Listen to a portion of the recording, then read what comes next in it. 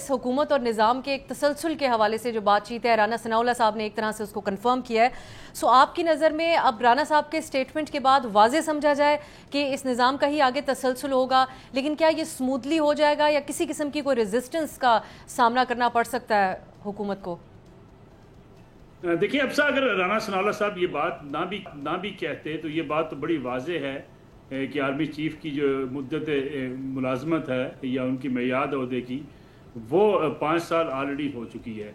اور اس لحاظ سے 2027 تک وہ ملک کے آرمی چیف ہوں گے اور فیلڈ مارشل سعید عاصم منیر کی یہ مدت پوری ہوگی 2027 میں،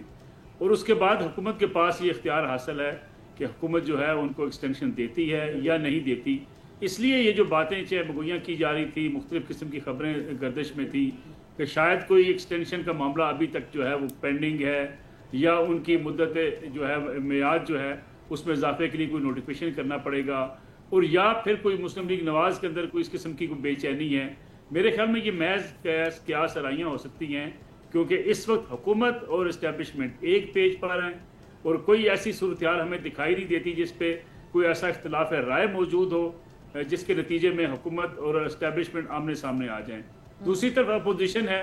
اپوزیشن میں عمران خان صاحب جیل میں ہیں، پارٹی ان کی جو ہے وہ اتحاد اپنے درمیان بھی قائم نہیں رکھ سکی، حکومت کے خلاف کوئی بھرپور احتجاجی مہم نہیں چلا سکی، نہ حکومت کو کوئی ٹف ٹائم دے سکی ہے. تو ان حالات میں شہباز شریف صاحب کی حکومت کے لیے کوئی ہمیں مسائل نظر نہیں آتے، اور اگر یہ 5 سال حکومت اپنے پورے کرتی ہے تو اس کے بعد اگر یہی سیٹ اپ موجود رہتا ہے تو یہ کہا جا سکتا ہے کہ شاید اس سیٹ اپ کو مزید کچھ عرصہ مل جائے. لیکن یہ اگین ڈیپینڈ کرے گا کہ اس وقت حکومت کی پرفارمنس کیا ہوگی، الیکشن جو ہے وہ کس نتائج اس کے کیا سامنے آئیں گے، اور حکومت کس طریقے سے ڈیلیور جو کر رہی ہے اس میں کامیاب ہو پائے گی یا نہیں ہو پائے گی. لیکن فوری طور پہ اگر ہم کہیں کہ حکومت کو خطرہ ہے یا حکومت کسی دباؤ کا شکار ہے تو اس وقت تو ایسے حالات نظر نہیں آتے ہیں.